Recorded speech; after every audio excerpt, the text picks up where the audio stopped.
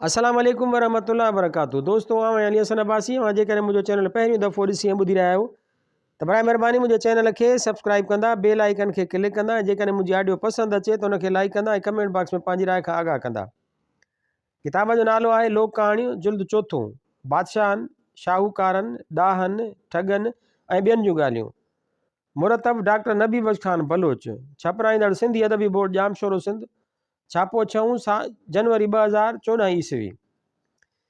ये ॻाल्हि उत्तर तालके उबावड़े मां फाज़िल कायमी खानी खां, लाड़ तालके बदीन मां मोहम्मद सुमार शेख खां हुनर जे उनवान सां ऐं उत्तर तालके रोहिड़ी मां अब्दुल रज़ाक मेमण खां अफ़लातून जी ॻाल्हि जे उनवान सां मिली।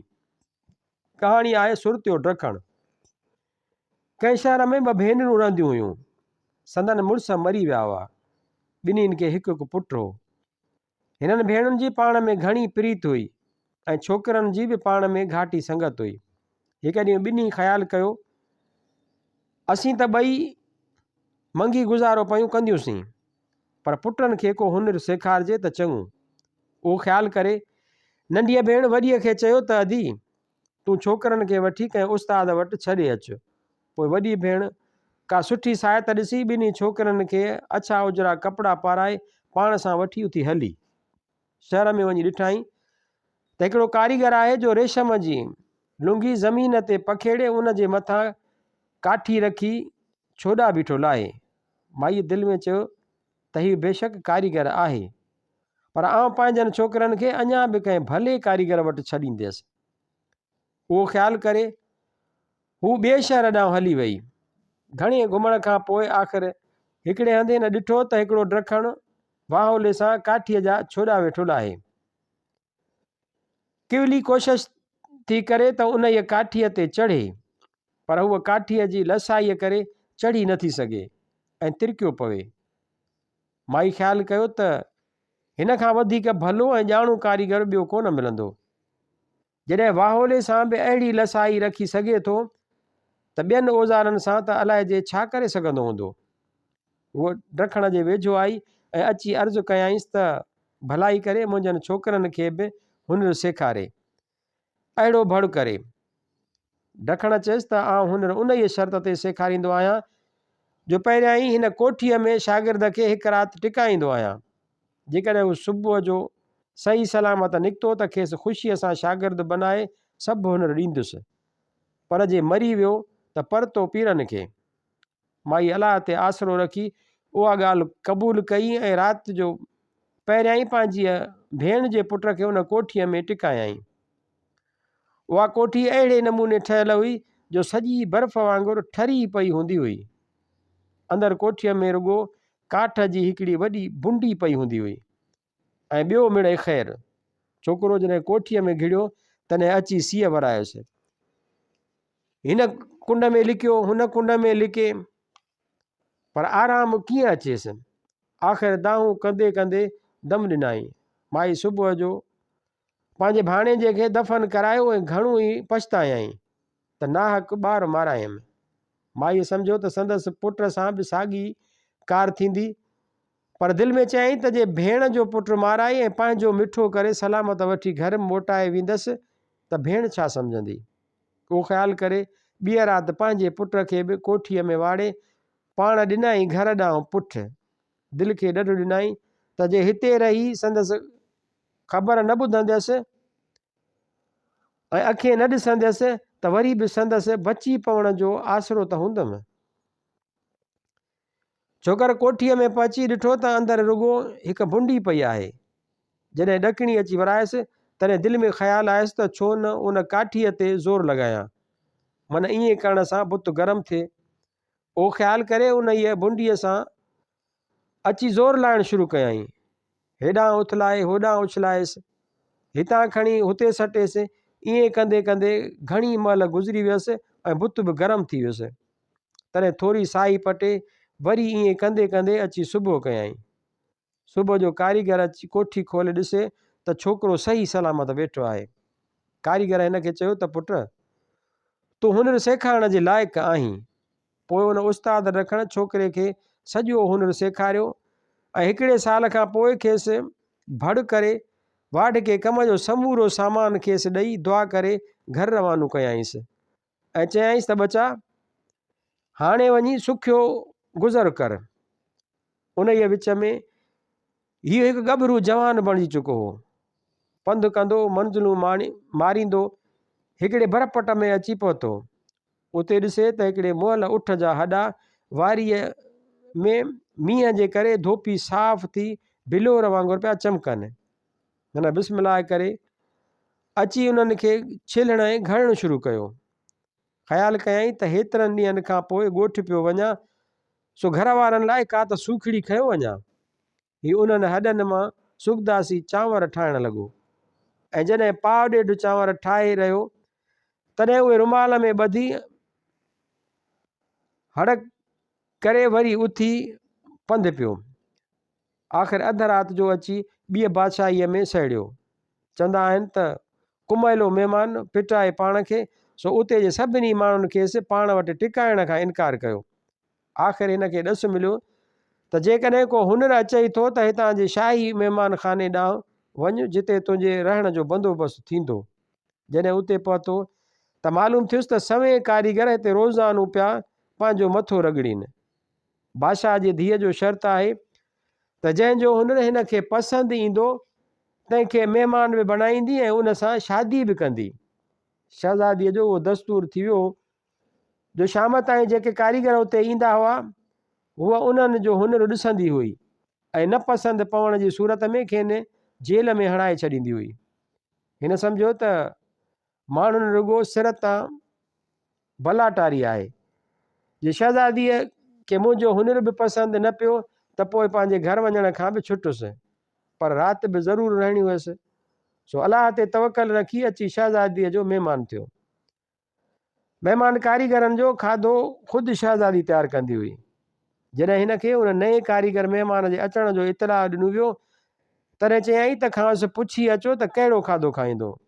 ॾखण चवाए मोकिलियुसि त मूं वटि पंहिंजा चांवर आहिनि, जे भलाई करे रुॻो उहे रधिजी मिलनि त बि शुकुरु कंदुसि। आख़िर शहज़ादीअ जे इजाज़त सां कारीगर खां हड़ चांवरनि जी घुराई वई ऐं पंहिंजे सिर रधणु लॻी। चांवर रधजणु शुरू थिया। भला ही त उहे चांवर हुआ जे हिन कारीगर उठ जे हॾनि मां बनाया हुआ, से कहिड़ीअ तरह रझनि। शहज़ादीअ गाॾी काठियुनि जी खपाई मगर चांवर न ॻरणा हुआ से न ॻरिया। आख़िर कक थी हिकिड़ो चांवर देगिड़ीअ मां ॿाहिरि कढी उनखे भञी ॾिठाई त मालूम थियुसि त ही चांवर न बल्कि उठ जा हॾा हुआ। उहा ॻाल्हि सम्झी वई ऐं हिन जे हुनर ते मोहिजी उन जे ग़रीब रखण खे पसंदि करे उन सां शादी करणु क़बूलु कयईं। ॿिया ग़रीब कारीगर जे जेल में पिया हुआ, तन जी बि ख़ुदा जिंद आज़ादु कराई ऐं सभु हिन ॾखण खे दुआऊं कंदा हलिया विया। हाणे शहज़ादी ऐं कारीगर ॿई मज़े सां पंहिंजे हयातीअ जा ॾिहाड़ा गुज़ारणु लॻा। उते ऐश इशरतुनि ऐं खिल ख़ुशीअ में हिन जवान खे माउ ऐं मासी बि विसरी वई। सभु धंधा छॾे बिना आराम सां गुज़ारणु लॻो। एतिरे क़दुरु जो हिन वरी को बि ॿियो हुनर बि ॾेखारण जी ज़रूरत महसूसु कान कई, न को ॿियो हुनर ज़ाहिर कयईं। शहज़ादी घणो ई चवंदी हुअसि त पंहिंजो को हुनर ॾेखार, पर हू ॿुधे अहिड़ो जहिड़ी भित। हिकु ॾींहं जी ॻाल्हि आहे त का तस्वीर विकिरे लाइ आई जंहिंजी हाक मुल्कां मुल्क पखिड़ियल हुई। शहज़ादी पंहिंजे बानीअ खे मोकिलियो त उहा तस्वीर कंहिं बि क़ीमत ते ज़रूरु ख़रीद करे अचु। उन शहर में हिकिड़ो मशहूरु ऐं तमामु शाहूकार सोनारो विरंदो हो। उन ई उन तस्वीर ख़रीद करण लाइ पूरो ज़ोर लॻायो, पर शहज़ादीअ जी नौकिरियाणी सभ खां वधीक वाक ॾेई उहा तस्वीर ख़रीद करे वरिती। उहो ॾिसी सोनारो सड़ी खामी वियो ऐं बादशाह खे वञी दांह ॾिनई त हुज़ूर जन जो नाठी जो हुनर में पंहिंजो मटु कंहिंखे नथो सम्झे उन मुंहिंजी बेइज़ती कई आहे।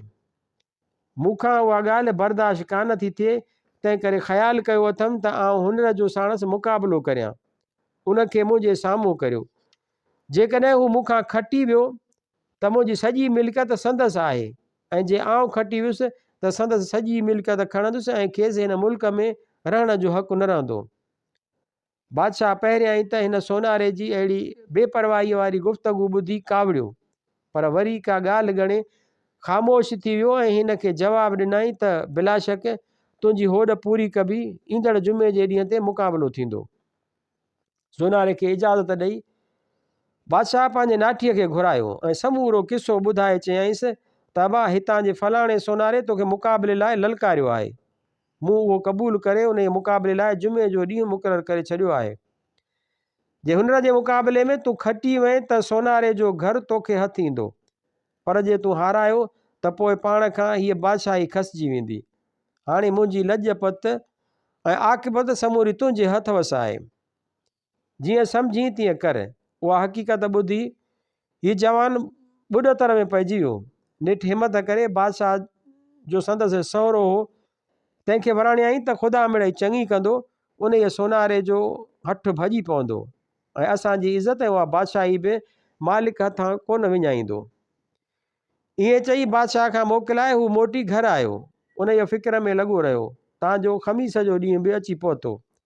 तॾहिं कारीगर हिकु नौकिरियाणीअ खे सॾे आहिस्तगीअ सां चवणु लॻो त कंहिं नमूने वञी उहो ॾिसी अचे त सोनारे छा ठाहियो आहे। नौकिरियाणी जा पिणु उन जो फ़िक्र में हुई सा हिकदमि ख़बर लही आई ऐं अची खेसि ॿुधायई त सोनारे त कम करे छॾिया आहिनि। हिन सोन जो हिकिड़ो नक्शो ठाहियो आहे जंहिंमें पाणी ॾिसण में अचे थो। उन में जॾहिं हू मच्छियूं विझे थो त उहे उन पाणीअ में हलणु लॻनि थियूं। ईअं पियो ॾिसण में अचे ॼण को सची पची पाणीअ में मच्छियूं तरी रहियूं आहिनि। उहो ॿुधी कारीगर खणी माठ कई। आख़िर जुमे जो ॾींहुं बि अची वियो। सोनारो पंहिंजे हुनर जे नमूने खे हिकिड़े मैदान में खणी आयो जिते हज़ारे माण्हू अची गॾु थिया हुआ। हाणे जॾहिं सोनारे पंहिंजे हुनर जो मुज़ाहिरो कयो त चौधारी वाह वाह पइजी वई। नक्शे वारे पाणीअ में मच्छियूं हेॾां होॾां डुड़ण लॻियूं। हेॾां ई जवान कारीगर बि ॿियनि माण्हुनि सां गॾु चवणु लॻो दादा कमाल थी वियो। आख़िर माण्हू जॾहिं ॾांहुं ॾिसण लॻा तॾहिं हिन चयो दादा आउं को वॾो कारीगर कोन आहियां, पर जीअं त तव्हांजी मर्ज़ी आहे तंहिं करे पंहिंजो हिकु मामूली हुनर ॾेखारियां थो। ईअं चई हिन अणगढ़ियल काठ मां ठहियल हिकु बगो कढियो ऐं उन माण्हूअ खे ॾेखारणु लॻो ऐं उहो माण्हुनि खे ॾेखारणु लॻो। उनखे ॾिसी सभु माण्हू मथसि खिलण लॻा। पोइ हुन उहो बगो खणी सिधो सोनारे जे नक्शे ते छॾियो जिते उहो लेटी पेटी असली बगो थी पियो ऐं माण्हुनि जे ॾिसंदे ॾिसंदे उहो सोनारे जे नक्शे में तरंदड़ सभई मच्छियूं खाई ऐं समूरो पाणी पी पोइ वरी साॻियो काठ जो बुछड़ो बगो बणिजी बीह रहियो। कारीगर जो उहो हुनर ॾिसी चौधारी वाह वाह जी धुम मची वई। सोनारो जीअं त शर्त हाराए वेठो हो तंहिं करे ॾाढो शर्मिंदो थियो, पर कारीगर खेसि माफ़ करे छॾियो ऐं घर ॿार बि खेसि वापसि मोटाए ॾिनई। उहो ॾिसी सोनारे कारीगर जा तमामु थोरा मञा ऐं आईंदह लाइ हिन जो ज़र ख़रीद ग़ुलाम बणिजी वियो। उन जे मुक़ाबले करे कारीगर जी वॾी हाक थी वई ऐं माण्हुनि ते बि असरु वेही रहियो त हीउ तमामु वॾो कारीगर आहे। बसि पोइ त हीउ बि मस्तु थी वियो ऐं सॼो सॼो ॾींहुं पंहिंजे महलात खां ॿाहिरि ई न निकिरंदो हो। संदसि ज़ाल हमेशह पई चवंदी हुई त साईं कुझु कमु करियो, केसीं ताईं वेठा बाबे जी मिल्कियत ते गुज़र कंदासीं, कुझु पंहिंजो पोरियो बि करियो। पर कारीगर जो जवाबु हमेशह ई हूंदो हो त मूं तोखे अॻु में बि ॿुधायो आहे त मूंखां का बि महिनत न पुॼंदी, आउं कुझु बि न ॼाणा, मूंखे आराम करणु ॾे। पर संदसि ज़ाल उहो कीअं मञे, छो त उहा संदसि हुनरमंदीअ खां हाणे ख़ूब वाक़िफ़ थी चुकी हुई। तंहिं हूंदे बि उहा खेसि घणो तंग न कंदी हुई त मथां काविड़जी न वञे। हिकु ॾींहुं शहज़ादीअ वरी अची पंहिंजे मुड़ुस खे चयो त मथां अची साल पूरो थियो आहे, पर तूं खट खे छॾणु ॾोह थो सम्झी, खाधे खरार बि खुटी वेंदा आहिनि। आख़िर केसीं ताईं ईअं कंदो रहंदे? मूंखे त हाणे बाबे खां वधीक कुझु घुरंदे बि लॼ थी अचे। आख़िर हू दिलि में छा सम्झंदो त मुंहिंजो नाठी को सफ़ा निकमो ऐं बेकार आहे जो पंहिंजी ज़ाल खे बि नथो पारे सघे। उथी कुझु हिमत कर। कारीगर जॾहिं तमामु तंग थियो ऐं सम्झाई त अॼु शहज़ादी संदसि पचर असुलु न छॾींदी, तॾहिं शहज़ादीअ खे चयईं त चङो हाणे मिड़ई तुंहिंजो चवणु वठिबो। जॾहिं राति थी ऐं शहज़ादी वञी पंहिंजे बिस्तरे ते आरामी थी तॾहिं कारीगर वेही हिकु आॾी उबती पट ओभिणी ठाही ऐं सुबुह जो उहा पंहिंजे ज़ाल जे हवाले कयईं ऐं खेसि उन जो कमु बि सम्झायईं। शहज़ादी उहा पट ओभिणी पंहिंजे बानीअ खे ॾिनी ऐं चयाईंसि त हिन खे वञी 40,000 रुपयनि में विकिणी अचु, घटि क़ीमत ते असुलु न विकिणजांइ। ऐं खेसि उन जो कमु बि सम्झाए छॾियईं। अहिड़ीअ तरह उहा पट ओभिणी वञी बाज़ार में पहुती। कारीगर जे हुनर खां त अॻु में ई सभु माण्हू चङीअ तरह वाक़िफ़ हुआ, तंहिं करे उहा पट ओभिणी पट जे हिकु तमामु वॾे सौदागर झटिपट ख़रीद करे वरिती। बानीअ खेसि सम्झायो त हीअ पट ओभिणी राति जो मुंझियल पट में विझी छॾिबी त ॿिए ॾींहुं सुबुह जो समूरो पट सुलझो रखियो हूंदो। सौदागर 20,000 रुपया त बानीअ खे बर वक़्तु ॾिना, बाक़ी पैसा आज़मूदे करण खां पोइ मोकिले ॾियण जो अंजाम कयो। ॿिए ॾींहुं सुबुह जो सौदागर जॾहिं पंहिंजो समूरो पट सुलझियल ॾिठो तॾहिं 20,000 रुपया रहियल ऐं 20,000 रुपया हुनर ते इनाम तौरु जुमिले 40,000 रुपया सिज उभिरे खां बि अॻु मोकिले ॾिनई। हाणे वरी बि दोस्त गंदीअ में पेर विझी सुम्ही रहियो ऐं अहिड़ी तरह 2 साल ॿिया बि गुज़ारे छॾियईं।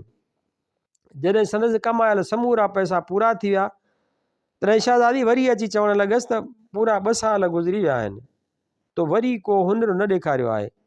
हाणे त समूरी दौलत बि ख़तमु थी चुकी आहे।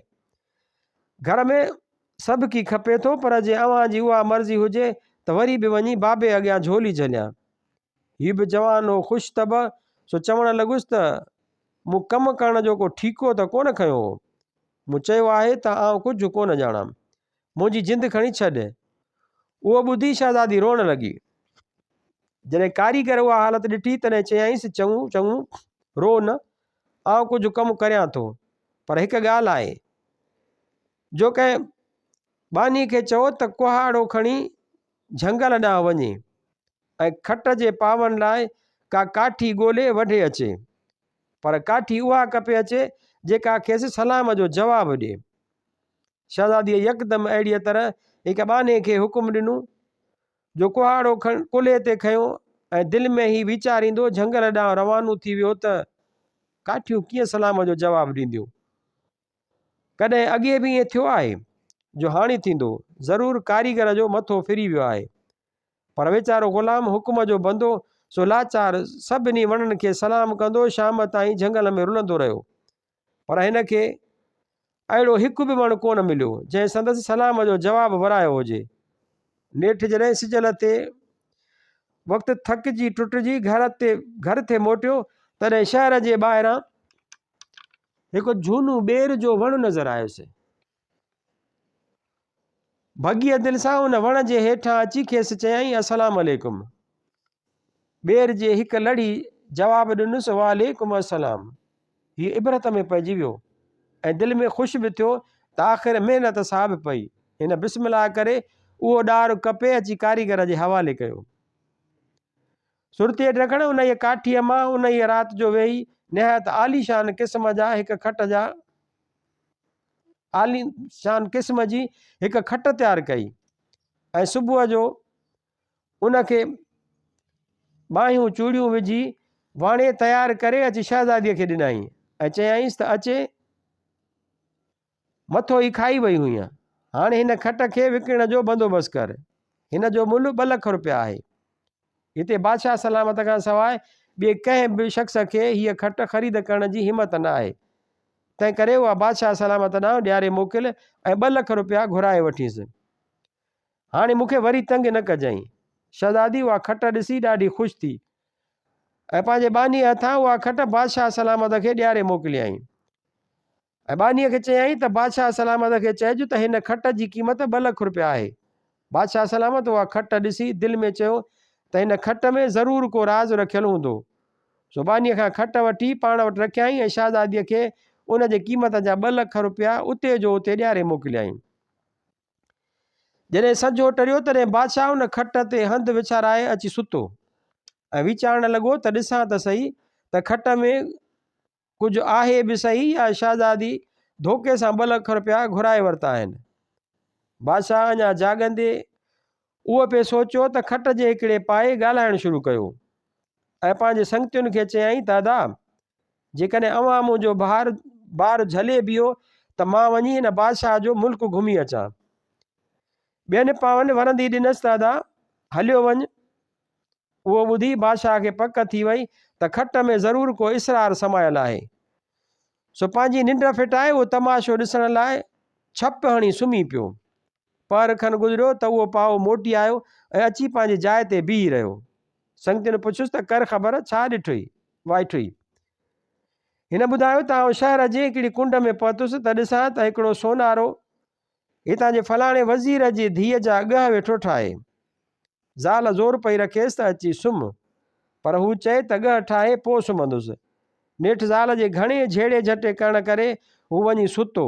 अञा अखी कान लॻसि त सोनारे जी ज़ाल पंहिंजे बिस्तरे तां आहिस्ते आहिस्ते उथी घर खां ॿाहिरि निकिरण लॻी। आउं बि कढ वियोसांसि। उहो शहर खां ॿाहिरि हिकिड़े ब्राह्मण जी मढ़ीअ में लंघी वई। हिन खे ॾिसी ब्राह्मण कावड़िजी पियो, चए अहिड़ी तहिड़ी हेसि ताईं किथे हुईं? सोनारे जी ज़ाल सॼी ॻाल्हि करे ॿुधायसि। जंहिं ते हुन ब्राह्मण चयुसि त अहिड़ो मुड़ुसु जो तोखे मूं वटि अचण में देरि विझे तंहिंजो सिर वढे आणे ॾींहुं त वाह, न त तुंहिंजी मुंहिंजी यारी खे आहिनि 3 भितर। उहो ॿुधी सोनारे जी ज़ाल उतां उथी पंहिंजे घर ॾांहुं हली। वरी बि कढ लॻो वियोसांसि। रन छा कयो जो चाकू खणी सोनारे जे सुते ई वेचारे जी सनड़ी ॻिची कपे सिर खणी मोटी अची ब्राह्मण वटि पहुती। उहो ॾिसी ब्राह्मण चयसि त रन कमीणी, अॼु पंहिंजे मुड़ुस मां कीन टरी आई, सुभाणे मुंहिंजी कहिड़ी पत रखंदीअ? ईअं चई रन खे पंहिंजे घर मां लोधे कढियाई। अदा मूं त इहो कुझु ॾिठो। उहो ॿुधी सभिनी पावनि चयो त दादा वाह जो तमाशो ॾिसी आयो आहीं। उते ॿिए पाए चयो त दादा हाणे आउं थो वञा। बादशाह दिलि में ख़्यालु कयो त सच कूड़ जी ख़बर त सुभाणे पवंदी, बाक़ी बिना पैसे ॻाल्हियूं त घणियूं पियो ॿुधंदुसि। पर खनि मस गुज़रियो त ॿियो पाउ बि मोटी आयो ऐं अची पंहिंजे दोस्तनि खे अहवालु ॾियणु लॻो। अदा मूंखे ॿियो त कुझु नज़र न आयो, बाक़ी शहर जे फलाणे पाड़े में हिकिड़ी वेचारी माई मरी वई आहे।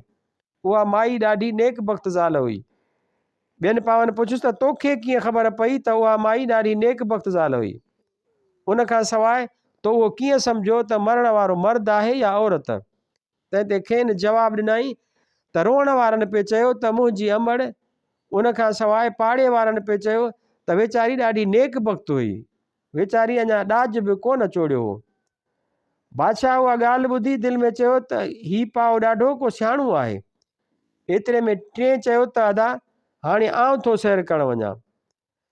आख़िर हू बि मोटी आयो ऐं अची ॿुधायई त मूं 7 चोरनि खे ॾिठो जे बादशाह सलामत जो ख़ज़ानो खयो पिए विया। मूंखे बि आई कावड़, सो हवा में झूठो खाई अची गोॾा कोटणु शुरू कया मान। सभिनी चोरनि जूं टंगूं भञी आयो आहियां। दुनिया जूं भरियूं अॻियां पयूं अथनि ऐं पाण उतां चुरण पुरण खां लो आहिनि।